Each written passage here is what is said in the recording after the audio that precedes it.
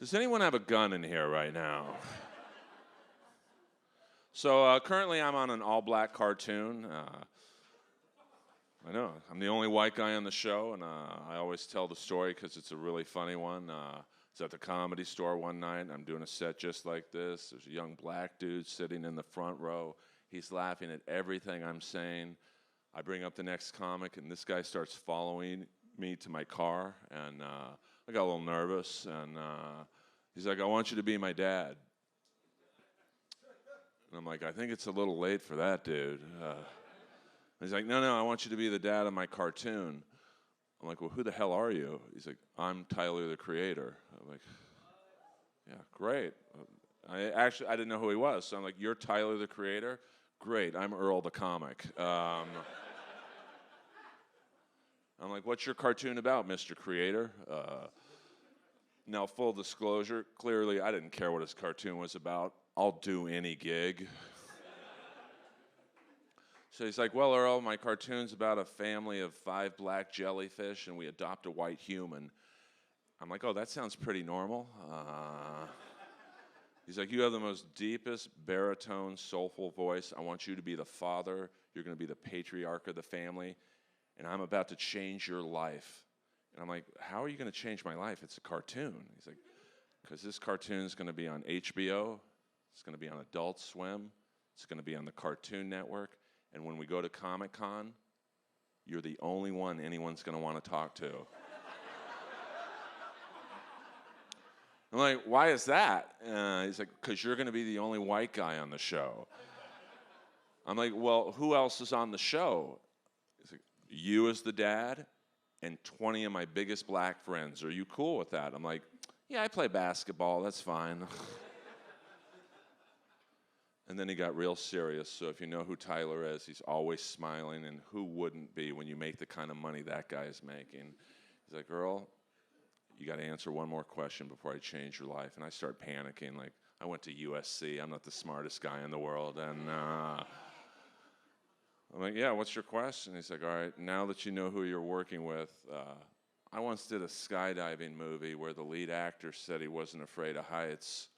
Of course, the first day of shooting, he wouldn't go on top of the mountain because he was afraid of heights. And I lost a lot of money on that film. So now that you know who you're working with," and he gets right into my face, "I need to know one thing. Can you say the N-word on camera?"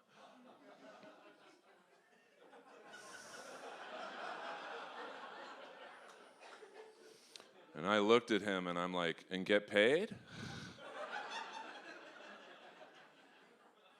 Let's just say I've been the dad for 6 seasons.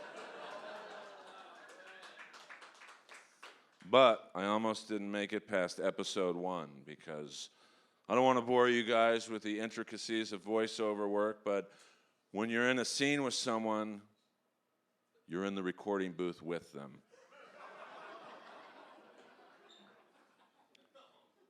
And there was a 7'2", 350-pound, very large African-American man.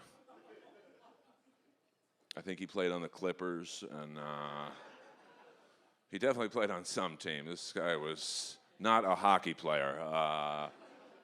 And I had to call him that word.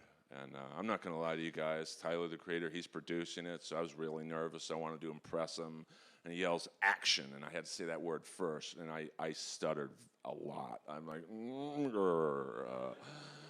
he's like, Earl, just I know the deal. Like, I know you're nervous. It's cool. It's all good. And take 2." And it stuttered even worse than I am now. And finally, Tyler walks in because I could sense this guy getting pissed. Like, I'm an energy reader, and like this guy's energy was not very good.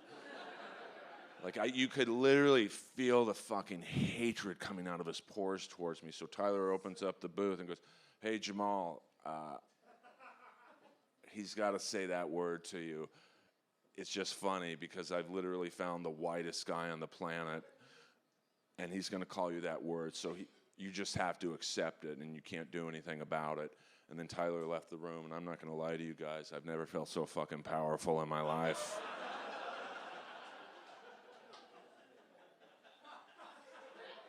I felt like Hulk Hogan in 1985. Like, This guy couldn't fucking touch me.